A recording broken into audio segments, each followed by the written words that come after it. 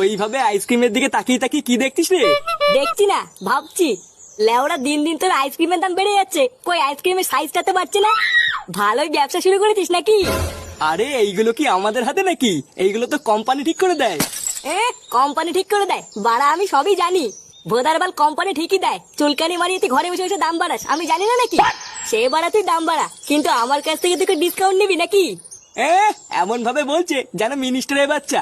তুই কোথাকার কোন চোদ না রে যে তোকে ডিসকাউন্ট দিতে যাবো? লেওড়া খেলে খা, না খেলে গাড় মারা। কি বললি? তোর এত বড় সাহস? লেওড়া, তোর বাড়ির আইসক্রিমই খাবো না। লালটু কাকু, দাদু আমাকে একটা আইসক্রিম দিতে বললো। আর বলেতে পরে পয়সা দিয়ে দেবে। লেওড়া আইসক্রিম খাবে?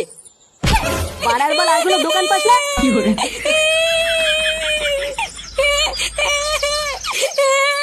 এটা কি হলো? তুই আমার খরিদ্দারকে মারলি কেন? বেশ করেছি, তোর এই বালের দোকানে কোনো খরিদ্দারই আসতে দেবো না। সুনীল ভাই, তুমি আমাকে মারলে তো, আমি বালি গিয়ে মাকে বলে দেবো।